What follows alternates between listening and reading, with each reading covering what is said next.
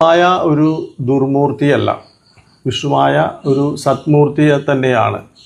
കാര്യകാരണങ്ങളാൽ പലരും ഉപാസിച്ച് പ്രയോഗത്തിൽ പൂർവിക കാലത്ത് പല രീതിയിലും സ്വാമിയെ ഉപയോഗിച്ചും ഉപാസിച്ചും ചെയ്തിട്ടുണ്ട്. ആ കാരണത്താൽ ഒരുപാട് വ്യക്തികൾക്കും കുടുംബങ്ങൾക്കും അതുപോലെ തന്നെ സാമൂഹികവുമായിട്ട് ഒരുപാട് ബുദ്ധിമുട്ടുകൾ വന്ന ഒരു കാലഘട്ടത്തിൽ പോയിട്ടുണ്ട്.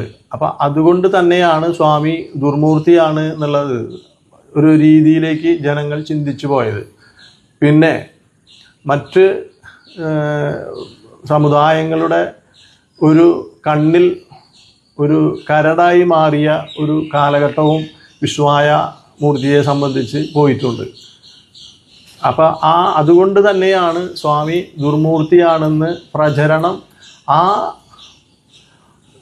വസ്തുതയിലുള്ള ആ രീതിയിലുള്ള ജനങ്ങൾ അത് കൊണ്ടുപോകുന്നത്. പക്ഷേ എൻ്റെ അനുഭവവും ഞാൻ ഇതുവരെ പ്രവർത്തിച്ചതുമായിട്ടുള്ള കാര്യങ്ങളെ സംബന്ധിച്ച് പറയുകയാണെങ്കിൽ തികച്ചും സാത്വികമൂർത്തിയെ പോലെ കാര്യകാരണങ്ങൾക്ക് വേണ്ടിയിട്ട് പ്രാർത്ഥിച്ചാൽ ക്ഷിപ്രപ്രസാദിയായി വന്ന് ആ കാര്യത്തെ അനുഗ്രഹം ചൊരിഞ്ഞ് എല്ലാ ഐശ്വര്യങ്ങളും തന്നിട്ടുള്ള ഒരു മൂർത്തി തന്നെയാണ് വിഷ്ണുവായ.